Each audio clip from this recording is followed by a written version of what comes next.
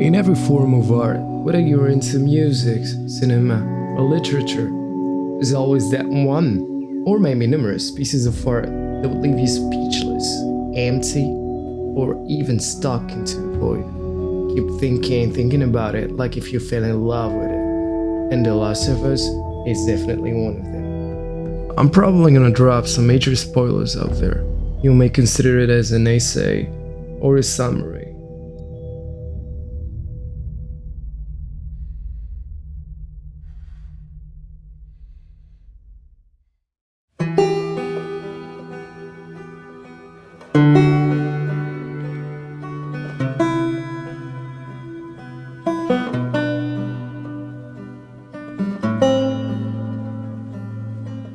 The whole plot gets triggered through a major event, a virus outbreak that would lead the main protagonist, Joel, to witness the death of his own daughter through this scene. Considered the by a lot as one of the most powerful openings of all time, it has succeeded into captivating the audience's attention. And this leads us to the first theme. The first chapter, which is grief. Now, grief is a pretty profound emotion. There are probably some wounds out there that only time can heal. And 20 years later, Joel turned into this angry smuggler who just decided to cut ties with everyone in order to protect himself from emotional damage. At first, he's depicted as a stoic and emotionally unavailable character. And what is fascinating about The Last of Us is the trajectory of both characters' development and how the relationship between Ellie and Joel goes from non-existent to a father/daughter figure. Joel is first commissioned to smuggle Ellie outside of the city to a faction called the Fireflies. But things don't go as planned, and he discovered that she is actually infected but immune, and that she may be the key to a cure to the virus. But as in any video game, you may guess, shit definitely happens. This takes us to the second theme, part of the cycle, which is healing. As I said before, the pinnacle of the storytelling in The Last of Us comes in character development, in the process of healing that Ellie and Joel go through, where Joel finds in Ellie the daughter that he lost, and Ellie finds in Joel the father that she never had. I shot the hell out of that guy, huh? The events, the adventure, and peripetia that they had to overcome slowly leads to a strong bond between both of them. They learn to trust each other, like in this scene where Ellie saves Joel's life. Or like in this scene where Ellie peels off her harshness and pretty much unveils her fragility and probably her deepest feelings. Ellie runs off when she hears that Joel wants his brother Tommy to take her to the Fireflies. And this dialogue shifts his mind and strengthens the bond between them. Stop with the bullshit. Now I'm gonna let you enjoy what the are you acting. so afraid of? That I'm gonna end up like Sam? I can't get infected. I can take care of myself. How many close calls have we had? Well, we seem to be doing all right so far. And now you'll be doing even better with Tommy. Not her, you know. What? Maria told me about Sarah. Ellie? And You are treading on some mighty thin ice here. I'm sorry about your daughter, Joel. But I have lost people too. You have no idea what loss is. Everyone I have cared for has either died or left me. Everyone fucking except for you. So don't tell me that I would be safer with someone else, because the truth is I would just be more scared. And this takes us to the third part of the cycle, which is revival. Come here. And by definition, it's the state of being revived with a renewed attention or interest in something A new presentation of something old, with Ellie taking Sarah's place. And I see no more breathtaking scene Where's that Max? embodies the climax of the bond that was created between Joel and Ellie. And where Joel ends up calling Ellie baby girl, just like he used to with Sarah. Joel.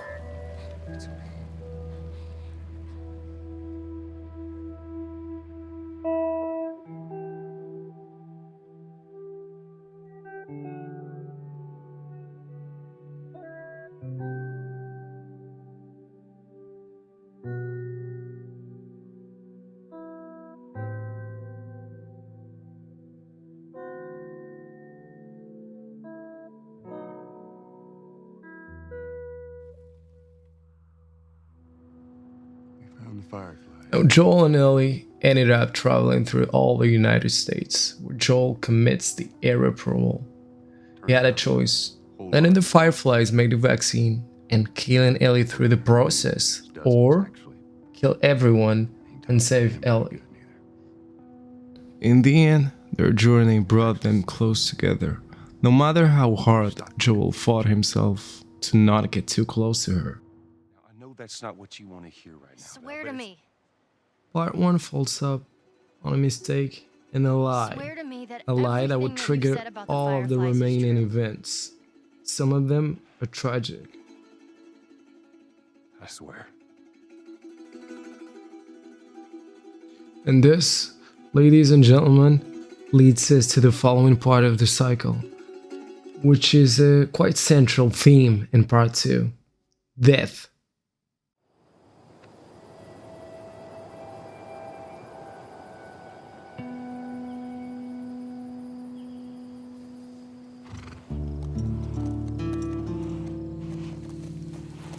Initially, the game doesn't follow a traditional chronology.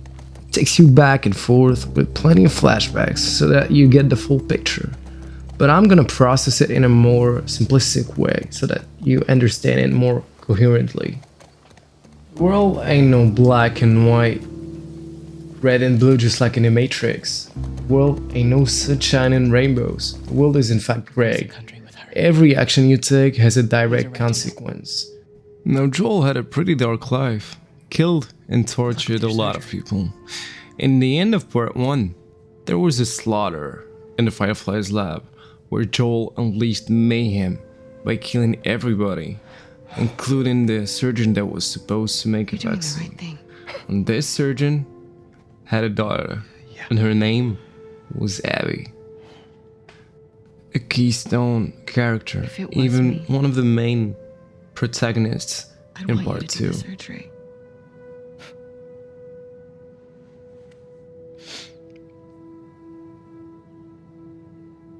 Is he still in the fucking building? It tends to compare The Last of Us franchise to a fresco. You gotta get the full picture to fully understand it. There is a parallel duality, and just like in part 1, with Sarah's death, there is a similar scene depicted in part 2, with Abby's father's death. A key event that leads us to the next part of the cycle: vengeance. Get up. Or I may say, retribution, fucking get up. once you fully understand Abby's Please motivation. stop. Please don't shoot. Joel, please get up. No! No! I remember playing the game, and when I got to this sequence, it twisted my head upside down. I remember pausing the game and asking myself, what the heck did I just witness? Fucking kill you.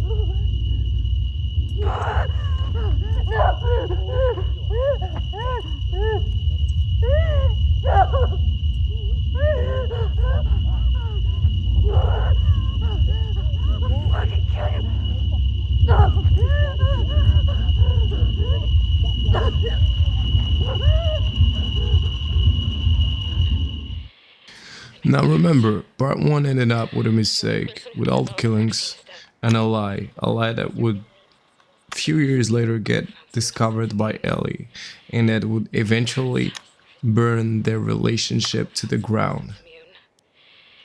Ellie, who wasn't really convinced by Joel's answer in part 1, gets back to the exact lab where the events took place and unveil the truth about what happened and how Joel lied about the vaccine and about what really happened back there.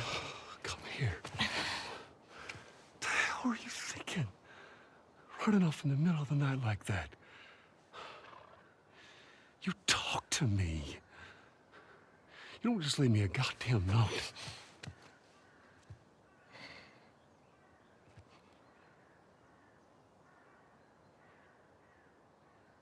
Tell me what happened here.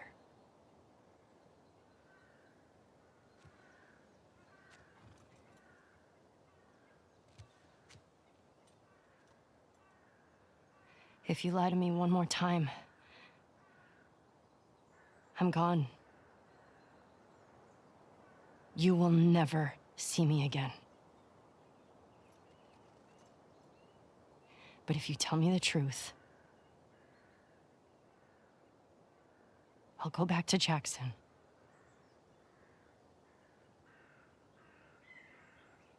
No matter what it is.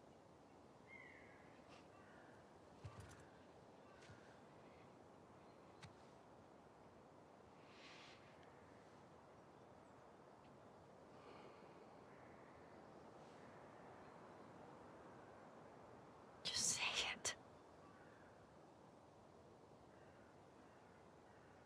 Joel.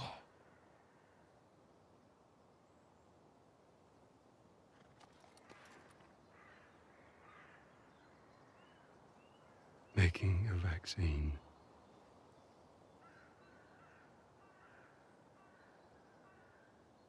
would have killed you.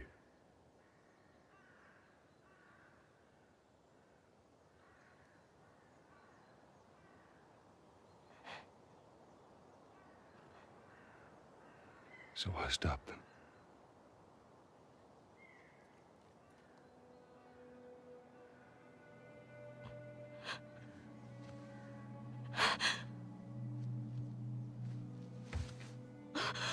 Now, this event would permanently and profoundly alter the relationship between the two of them, despite Joel's effort to restore what once was.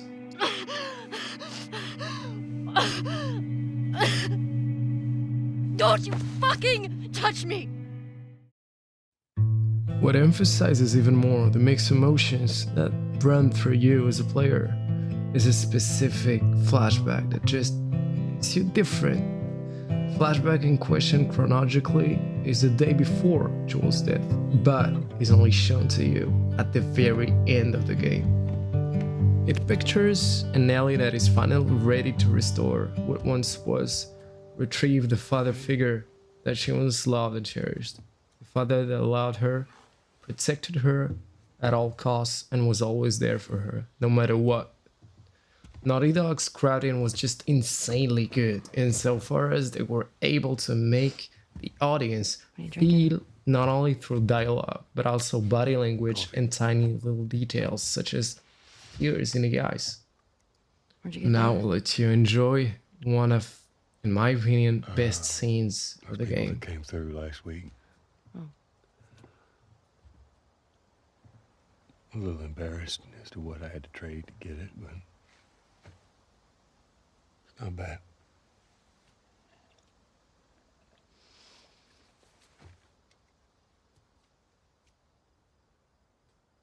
I had Seth under control. Yeah, I know. And you need to stop harassing Jesse about my patrols. Okay.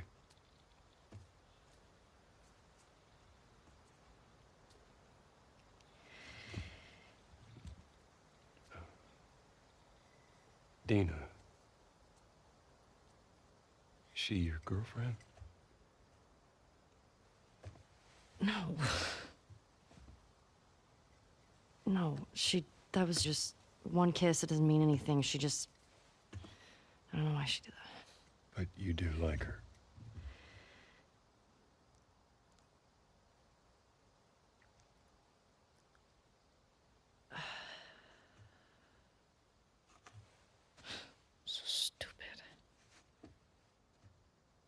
no idea what that girl's intentions are, but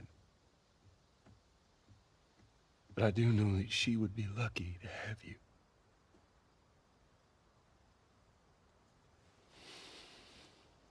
You're such an asshole. I'm not trying to. I was supposed to die in that hospital. My life would have fucking mattered. But you took that from me.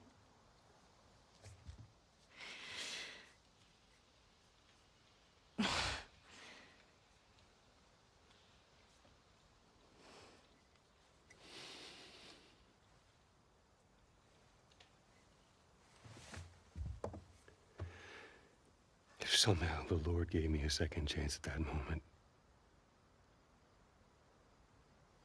I would do it all over again.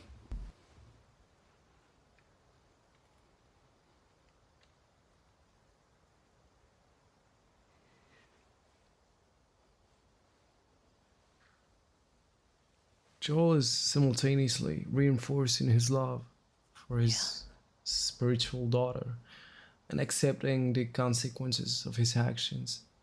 Ellie is moved by his honesty and I don't think I vulnerability can ever forgive you for that. and quite understands Joel and expresses her willingness to try and forgive Joel. But I would like to try.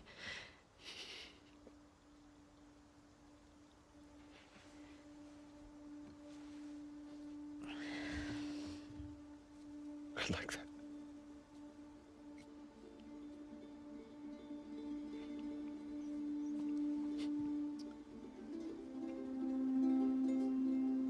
Okay.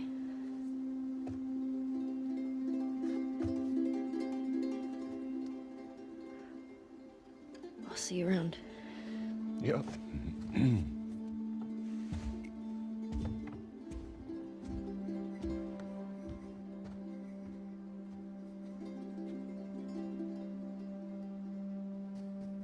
Now let's get back to where we were.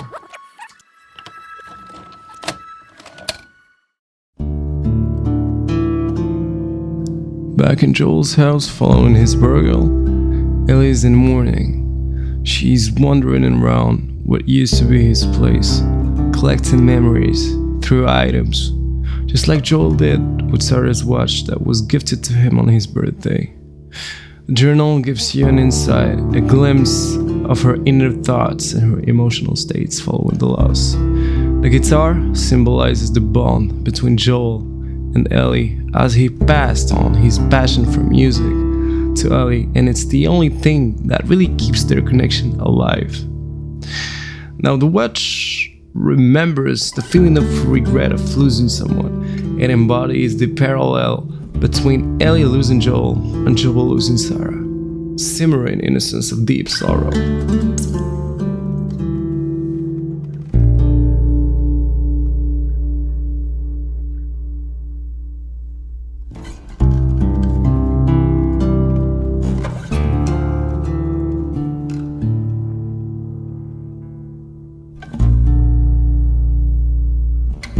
The cycle of endless quest for vengeance is now declared, with Ellie burning up with an inextinguishable fire that would lead to the death of each person close to Abby. Through with this.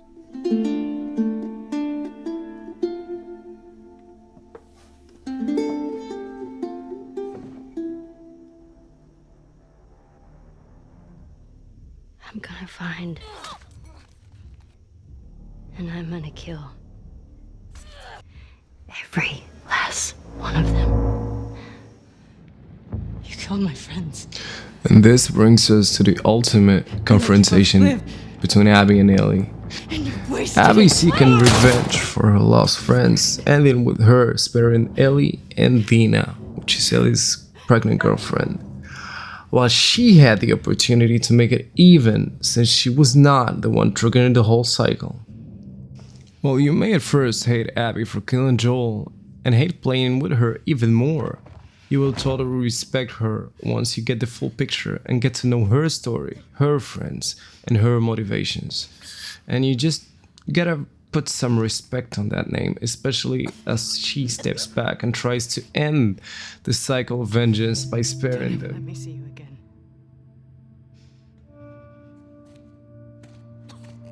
Come on.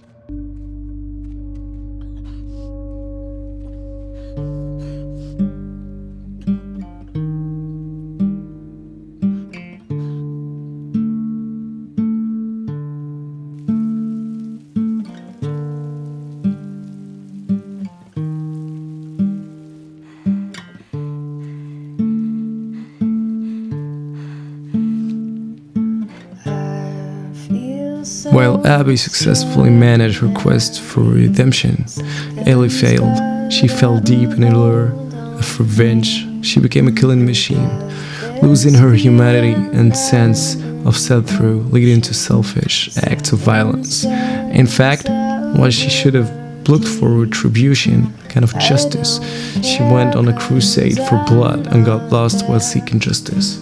I don't care if I'm here tomorrow again and again. You've taken too much of the things that cost you too much. I used to think that the day would never come. I'd see the light in the shade of the morning sun. My morning sun is a drug that brings me near to the childhood I lost, replaced by fear. Used to think that the day would never come, that my life would depend on the morning sun, that the day would never come.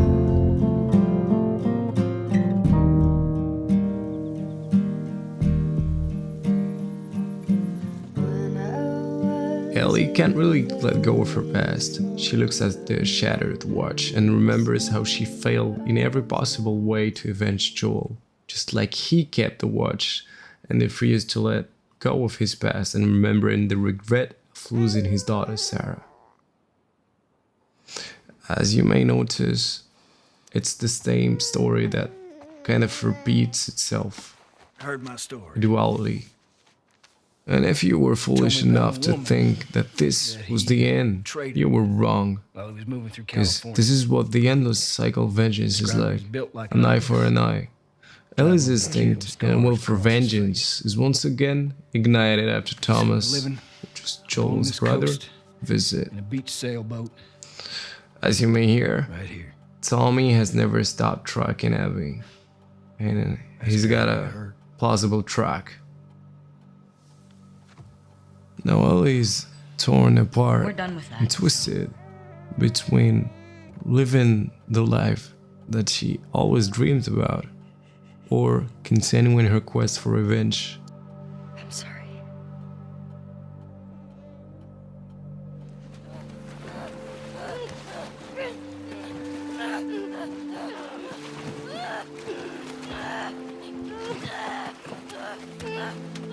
Ellie ends up tracking Abby to Santa Barbara for a final battle and ends up sparing her while she remembers her final conversation with Joel, in which he expressed nothing but love and acceptance.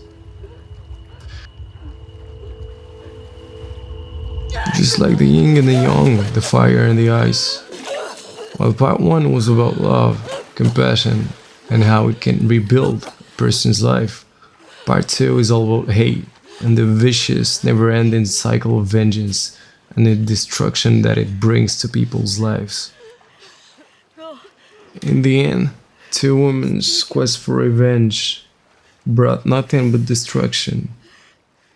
In fact, each one of them lost everything and gained absolutely nothing, which is grim and exhausting.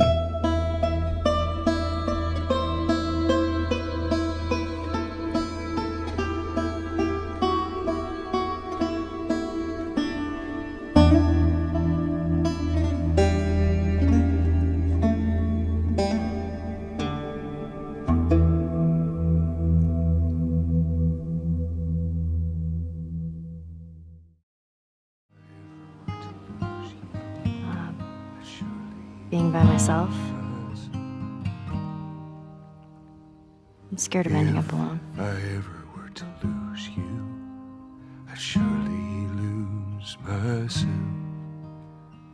Everything I have found here, I'm not found by myself. Try and sometimes you'll succeed to make this man of me. All my stolen missing parts, I've no need for any more. 'Cause I believe, and I believe 'cause I can see our future days, days of you and me.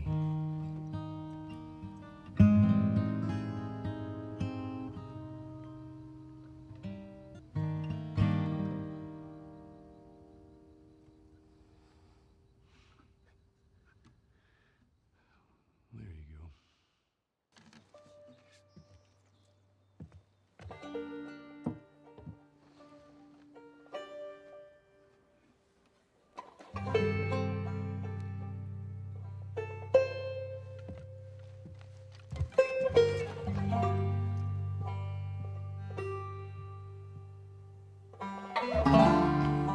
While these items at first sight may feel like or look like normal, ordinary accessories, they take on a much deeper meaning the longer we reflect on their importance in both games. Here we are, at the end of part 2, losing everything and winning nothing. And this is the cost of vengeance.